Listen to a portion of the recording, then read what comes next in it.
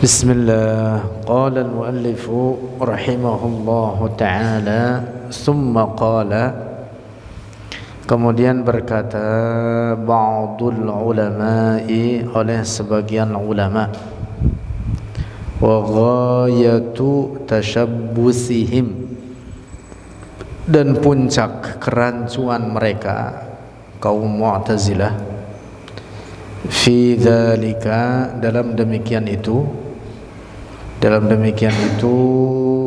kata mereka, Allah wajib atasnya memberikan al-aslah, yang terbaik bagi para hambanya. Kata siapa? Mu'tazilah. Allah wajib, kata mereka, untuk memberikan perkara terbaik bagi para hambanya. Nah, ini perkataan rancu ini. Ada banyak bantahan para ulama terhadap mereka itu. Kemudian puncak kesesatan mereka dalam berargumen, anna tarka al-aslahi, kata mereka nih, kata Mu'tazilah, bahwa meninggalkan al-aslahi, perkara yang lebih baik atau perkara terbaik, yakunu bukhlan, adalah bukhlan, kebakhilan, wasafahan, dan kebodohan. Jadi kata Mu'tazilah begitu, kalau Allah tidak wajib atasnya untuk memberikan perkara terbaik bagi hambanya, maka berarti apa? Allah itu bakhil, kata mereka. Maka berarti Allah itu safih, bodoh, kata mereka. Kata siapa? Mu'tazilah. Intaha, itu perkataan Mu'tazilah. Wa ajaba, dan telah menjawab, ahlul haqqi, oleh ahlul haqq, kelompok yang hak, ahlus sunnati wal jamaah, an hadhihi syubhati, dari ini kesesatan, bi anna hadza, dengan sesungguhnya ini perkara, yaitu menurut ahlus sunnah bahwa Allah tidak wajib atasnya suatu apapun. Menurut ahlul haq, Allah tidak wajib atasnya suatu apapun, karena Allah tidak ada yang memerintah. Nah, ahlus sunnah menjawab bi anna hadza, bahwa demikian ini, yaitu bahwa Allah tidak wajib atasnya suatu apapun, la yakunu bukhlan minallahi, tidak menjadi atau bukan sebagai kebakhilan minallahi, dari Allah, wasafahan, dan bukan kebodohan. Li'annahu, karena sesungguhnya dia Allah, hakimun, itu maha bijaksana, fi af'alihi, dalam segala perbuatannya. Summa, kemudian, laisat kullu hikmatin, tidaklah setiap hikmah, tazharu, nampak, oleh kullu hikmah li'ibadihi, bagi para hambanya. Tidak setiap hikmah itu diketahui oleh para hambanya. Bal, tetapi, minha, darinya hikmah, ma yudrikunahu, apa yudrikunahu, yang meraih oleh mereka manusia, hu, akan ma, wa minha, dan darinya hikmah, ma, sesuatu, la yudrikunahu, tidak meraih oleh mereka manusia, hu, akan ma.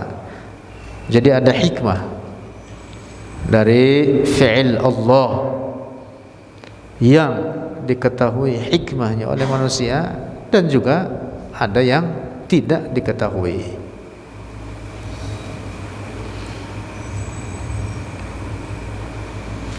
Fa inna man'a ma yakunu haqqal mani'i, fa inna, maka sungguhnya tercegahnya, ma, sesuatu, yakunu, yang ada, ia ma, haqqal mani'i, itu hak si pencegah, Yang dimaksud Allah dalam hal ini alladzi, yang qad sabata, sungguh telah tetap atau telah sahih.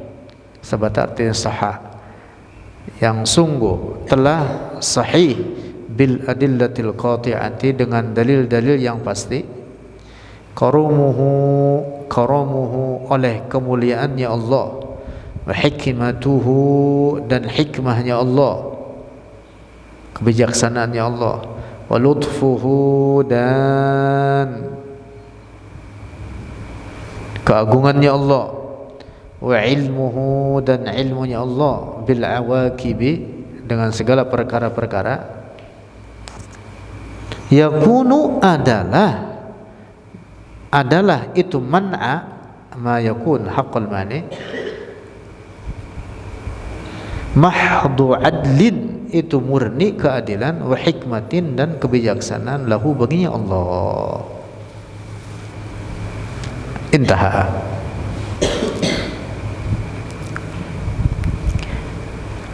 Allah memberi dan Allah yang mencegah. Al-mani'u, dan Allah al-qabidu. Al-qabidu, al-mani'u. Al-basitu, al-qabidu. Al-mani' kebalikannya apa? Hah? Al-mu'ti, yang maha memberi. Al-mani', yang tidak memberi. Yang dimaksud bahwa Allah dengan segala perbuatannya itu maha bijaksana. Allah tidak diwajibkan atasnya oleh suatu perkara apapun dalam keadilannya. Karena itu tidak dikatakan adanya sifat al-bukhl baginya. Nah, begitu. Tidak boleh ditetapkan adanya sifat as-safa dalam perbuatannya, karena perbuatan Allah itu maha bijaksana. Dalam perbuatannya Allah maha bijaksana. Allah al-mu'ti, Allah al-mani', Allah al-basit, Allah al-qabid. Nah, begitu. Jadi Allah dalam maha adilnya atau sifat keadilannya tidak dikatakan baginya bahwa Allah bakhil, tidak dikatakan bagi Allah safih.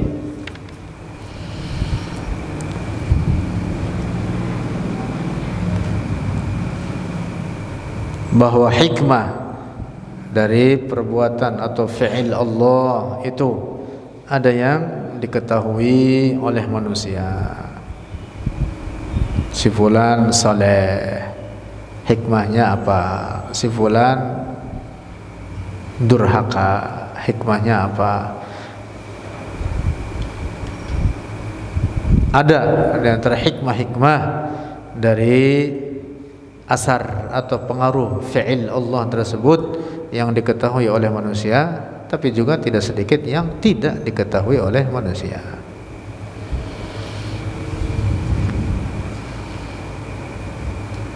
Dulu orang mungkin gak berpikir mengapa Allah menciptakan nyamuk. Yang ada nyamuk ngapain? Nyedotin darah. Yang ada nyamuk nyedotin darah. Nggak terpikir apa hikmahnya. Seakan-akan menurut logika al-aslahnya itu yang lebih baik itu jangan diciptakan nyamuk. Kan begitu. Nah, untuk apa diciptakan nyamuk? Rupanya ada orang yang mendapatkan hikmah gara-gara nyamuk, justru darah yang kotor disedot. Kan bisa jadi gitu. Gara-gara nyamuk orang bikin obat nyamuk. Gitu. Masya Allah. Begitu. Allah Maha Hakim, Maha bijaksana dalam segala perbuatannya. Nah, jadi tidak ada dikatakan al-bukhl bagi Allah seperti tuduhan kaum Mu'tazilah. Tidak ada itu. Artinya anna hadzal man'a, bahwa ini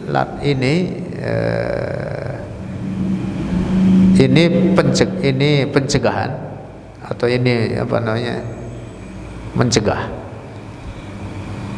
atau tidak memberi gitu. Al-man'a itu maksudnya tidak memberi. Ini penolakan atau ini tidak memberi. Yakunu ada iya al-man'a fi haqqihi, pada haknya Allah, mahdul adli, itu murni keadilannya, wal hikmati, dan hikmah, walaysa, dan bukanlah, minas safahi, dari kebodohan, wal bukhli, dan dari kebakhilan, bukan. Coba itu, nyamuk diciptakan oleh Allah bukan karena dasar kesia-siaan, bukan dengan dasar tanpa manfaat, bahkan justru oleh Allah sendiri itu nyamuk dijadikan perumpamaan. Masya Allah. Coba itu dalam Quran, firman Allah apa ayatnya depannya? Surat Al-Baqarah itu depannya apa? Innallaha la yastahyi ay yadriba masalan ma ba'udatan fama fawqaha. Itu justru dijadikan apa? Perumpamaan tentang besarnya hikmah dan keadilan Allah di dalamnya. Ditetapkan oleh Allah nyamuk. Mungkin kalau ditetapkannya gajah gitu sebagai perumpamaan dalam Al-Quran, mungkin orang tidak akan berpikir, loh gajah kan besar, gajah besar, banyak katakanlah manfaatnya atau nyata terlihat jelas, fisiknya terlihat jelas. Tapi ini nyamuk, jadikan perumpamaan terkait besarnya keadilan dan hikmah yang ditetapkan oleh Allah padanya.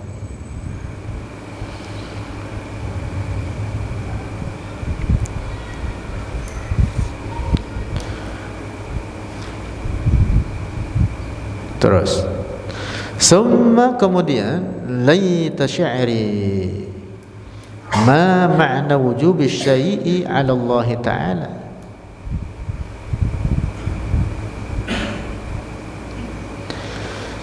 Kemudian laita syi'ri, laita syi'ri itu ini artinya untuk untuk membantah.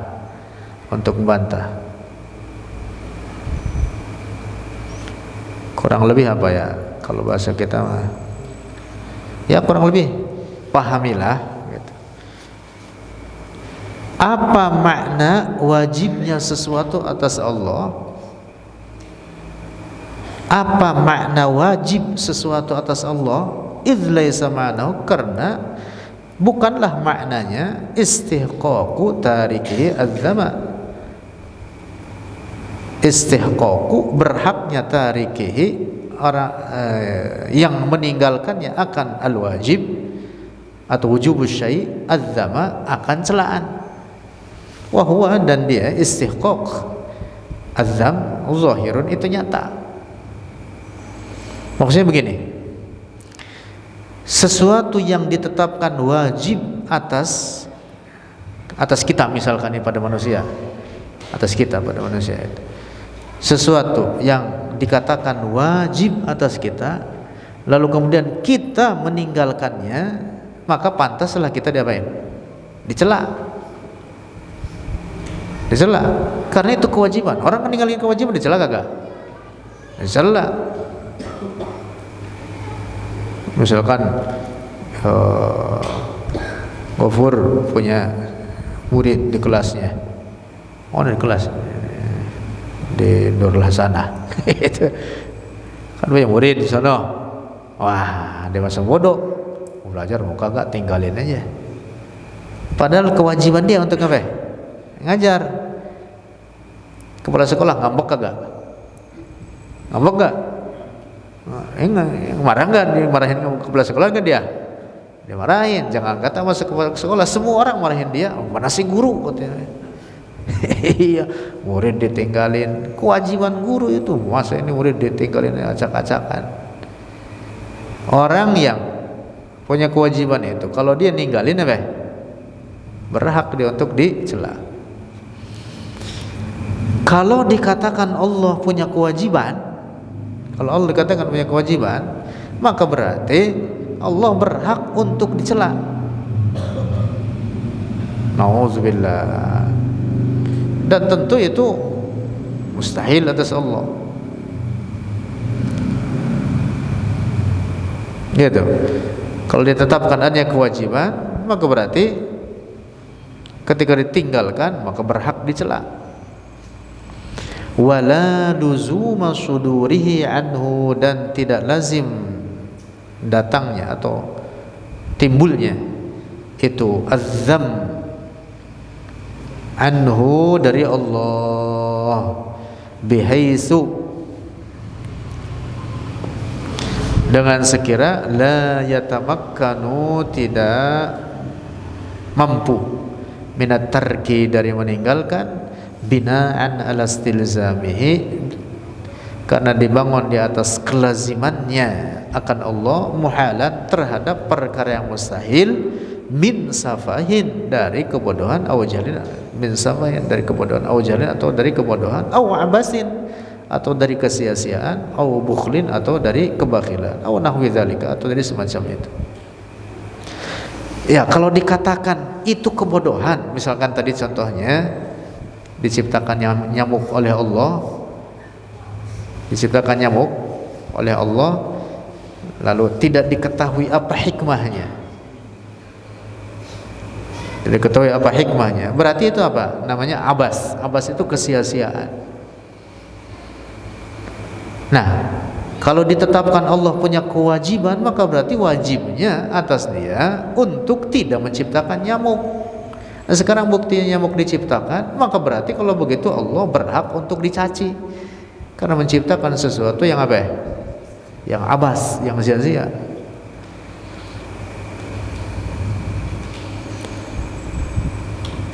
Terus li'annahu, karena sungguhnya demikian itu, rafdun, itu penolakan, liqa'idatil ikhtiyari, bagi kaidah ikhtiar, wa mailun ilal falsafati zahiratil awar, wa mailun, dan cenderung, ilal falsafati, kepada falsafat, az-zahiratil awar, yang telah nyata dalam kesesatannya. Intaha. Itu perkataan siapa? Itu perkataan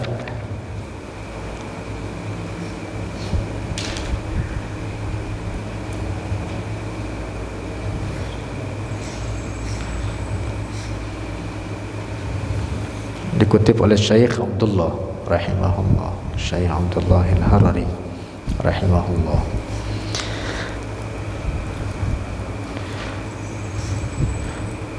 Artinya bahwa Allah itu memiliki sifat apa? Al-iradah. Allah itu tidak ada yang memaksa atasnya. Allah itu tidak mukroh, tidak dipaksa. Ya, kalau Allah dipaksa dengan ditetapkan kewajiban atasnya untuk berbuat sesuatu, maka berarti Allah lemah, berkuasa atasnya oleh yang memaksanya. Kan mustahil begitu. Nah, nggak benar gitu. Intaha, selesai. Lanjut. Wa qad dzakara, dan telah menyebutkan, Tajuddin As-Subki, oleh Imam Tajuddin As-Subki, fi tabaqatihi, dalam kitab tabaqatnya, yaitu tabaqat Asy-Syafi'iyah Al-Kubra. Ini belasan jilid, puluhan jilid malah. Bukan belasan lagi, puluhan jilid. kitab besar ini, Tabaqat Asy-Syafi'iyah Al-Kubra, karya Imam Tajuddin As-Subki. Ini putranya Al-Imam Taqiyuddin As-Subki. Dalam kitab Tabaqat Asy-Syafi'iyah an Abil Hasan Al-Asy'ari, dari Abil Hasan Al-Asy'ari. Ini kisah ini. Menarik ini kisah ini. Ini isinya bantahan terhadap Mu'tazilah.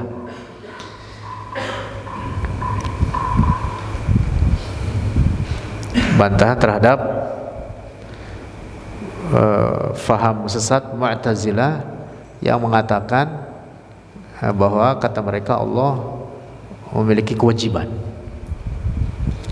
yaitu fi'lul aslah, berbuat yang terbaik bagi para hambanya. Kata siapa nih? Kata Mu'tazilah.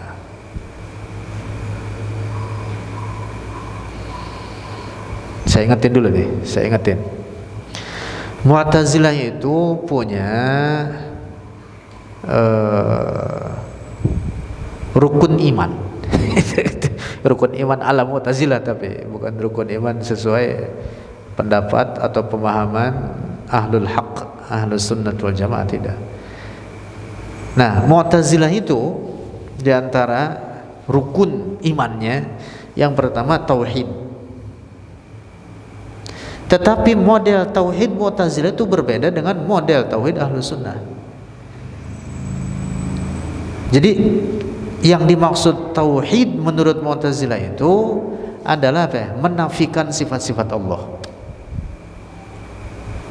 Tidak boleh ditetapkan ada yang sifat bagi Allah, sebab kalau Allah punya sifat, maka berarti terjadilah apa yang disebut dengan ta'addudul qudama. Ta'addudul qudama itu artinya berbilangnya sesuatu yang qadim. Sifat ini qadim, sifat ini qadim, sifat ini qadim kepada selain zatnya. Zatnya qadim, sifatnya qadim juga. Ya kalau begitu yang qadim banyak. Berarti batallah kata mereka apa yang disebut dengan tauhid. Nah, ini sudah kita bahas pada pertemuan yang lalu. Mereka tidak faham makna sifat dan tidak faham makna zat. Nah, kesimpulan rusak Mu'tazilah kemudian mengatakan apa? Kata mereka, jika demikian maka Allah enggak punya sifat. Sebab apa? Itu membatalkan tauhid. Nah, maka kata mereka apa? Rukun iman Mu'tazilah itu satu ini tauhid. Artinya apa? Menafikan sifat-sifat Allah.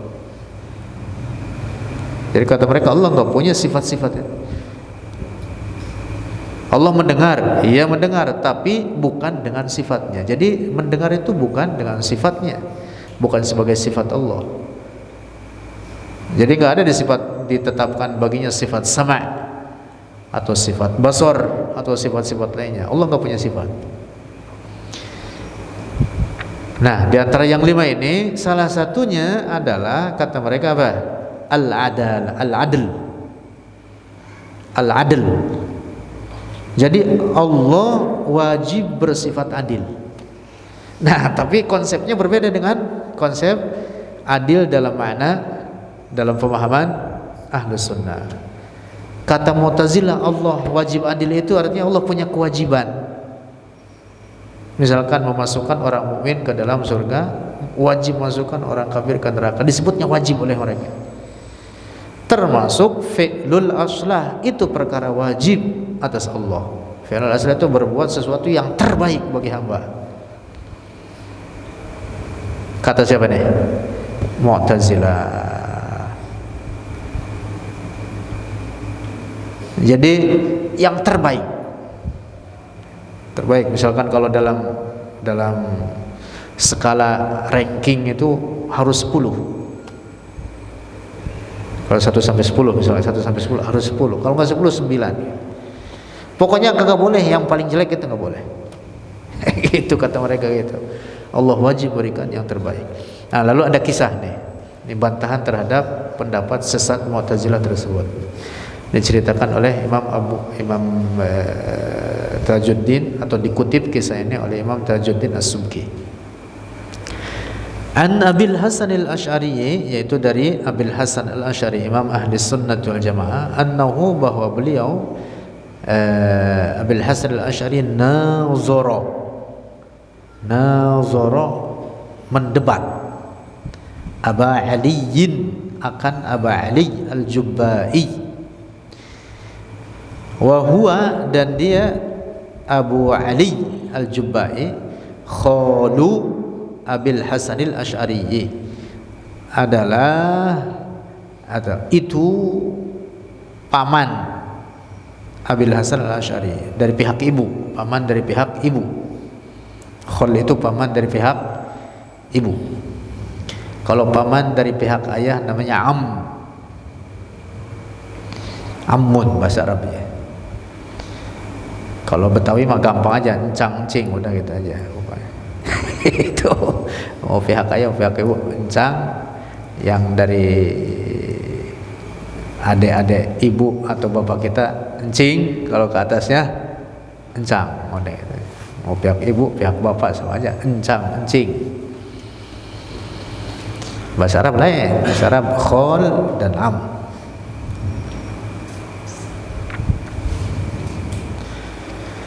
Faqala lahu, maka berkata lahu baginya al-Jubba'i, wal qailu, dan yang berkata al-Asy'ari, yaitu al-Asy'ari, Imam Abul Hasan al-Asy'ari berkata kepada al-Jubba'i. Al-Jubba'i ini dia pemuka orang Mu'tazilah, pemukanya. Ma qauluka, apa perkataanmu, fi salasatin, pada 3 orang, mukminin, seorang mukmin, wa kafirin, dan seorang kafir, wa sobiyyin, dan seorang anak kecil. Apa pendapatmu tentang 3 orang ini? Faqala al-Jubba'i, maka berkata oleh al-Jubba'i, al-mu'minu, orang yang mukmin, min ahli darajati, dari ahli derajat-derajat, artinya derajat tinggi, orang mulia, masuk surga. Kesimpulannya begitu, masuk surga. Wal kafiru, dan orang kafir, min ahlil halakati, dari ahli yang binasa, yang dimaksud disiksa, sengsara dalam neraka. Kata al-Jubba'i, yang mukmin masuk surga, yang kafir masuk neraka. Was-sabiyyu, dan anak kecil, min ahlin najati, dari kelompok yang selamat. Kelompok yang selamat. Kesimpulannya, anak kecil selamat gitu dari api neraka. Kesimpulannya gitu. Faqala al-Asy'ari, maka berkata oleh Imam al-Asy'ari, fa in arada as-sabiyyu, maka apabila berkehendak oleh anak kecil tersebut, ayyarqa, untuk naik, ila ahli darajati, kepada ahli derajat yang tinggi, itu orang-orang yang derajat tinggi, hal yumkinu, apakah mungkin? Kata siapa nih? Al-Asy'ari. Ini Pak kepada al-Jubba'i itu. Fa in qala, maka jika berkata, as-sabiyyu, artinya si anak kecil itu, jika berkata oleh si anak kecil itu, at-taqsiru, keteledoran, laisa minni, bukan dari aku, tapi dari Allah sendiri, dari engkau sendiri ya Allah. Misalkan ini si anak kecil apa? Dia protes, at-taqsir, keteledoran, bukan dari diri saya sendiri. Falau ahyaitani, seandainya menghidupkan oleh engkau ya Allah akan aku sampai tua, jangan dimatiin masih kecil, tapi dikasih hidup sampai tua, sampai dewasa. Kuntu amiltu, adalah aku berbuat oleh aku, minat ta'ati, dari ketaatan, ka'amalil mu'mini, seperti perbuatan si mukmin itu. Tapi mengapa engkau matiin saya masih kecil? Nih kata si anak kecil tersebut. Misalkan dia protes pada Allah.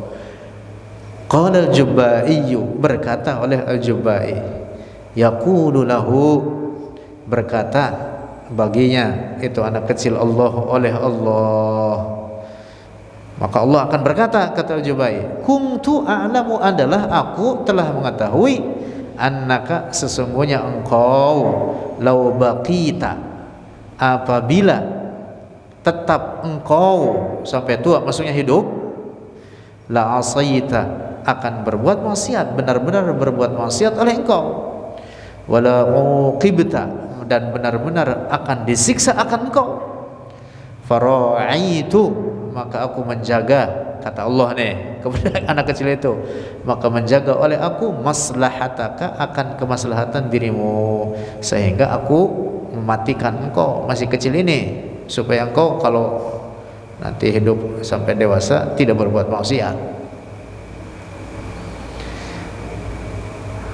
Wa amattuka, dan mematikan oleh aku akan engkau, ini kata Allah, qabla an tantahiya, sebelum habis oleh engkau, ila sinnit taklifi, kepada umur mukallaf, umur dewasa.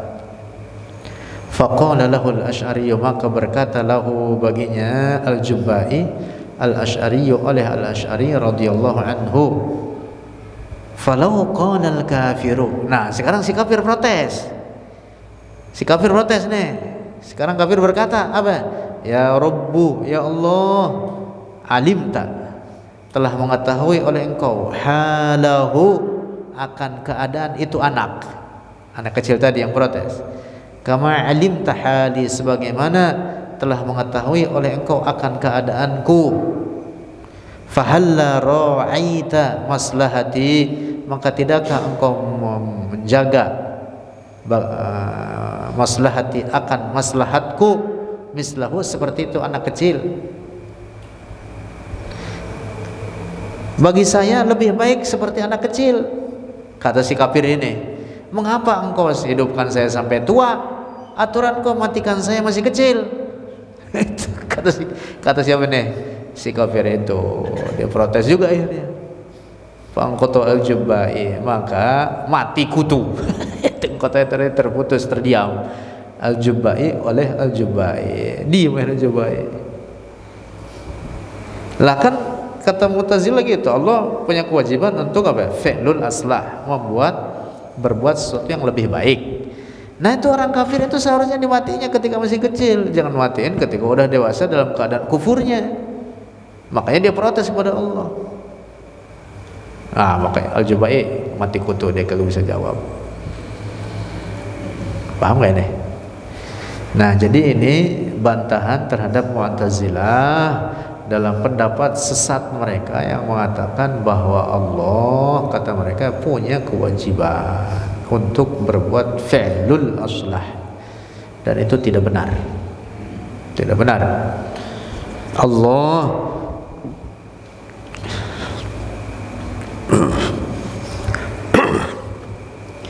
Allah tidak ada atasnya suatu kewajiban apapun. Orang mukmin dimasukkan ke surga adalah karunia dari Allah, bukan kewajiban atas Allah. Begitu. Orang saleh bertakwa diberi nikmat oleh Allah, karunia dari Allah, bukan kewajiban atas Allah. Jadi Allah tidak memiliki kewajiban suatu apapun. Alam yarau, dalam Jawharatul Tauhid disebutkan alam yarau ila mahul atfala, terus apa? Wa shibhaha fahadhiril mihala. Alam yarau ila mahul atfala. Tidakkah mereka Mu'tazilah itu melihat bahwa Allah memberikan sakit kepada anak-anak kecil? Wa shibhaha, dan semacam anak-anak kecil, seperti misalkan binatang-binatang. Kan binatang kan yang berbuat maksiat, tapi dikasih sakit oleh Allah. Anak kecil gak punya dosa, kasih sakit oleh Allah. Itu bukti bahwa Allah tidak punya kewajiban apapun atasnya. Nah, paham tidak nih? Allah berhak melakukan itu dan Allah maha adil. Wallahu a'lam bishawab.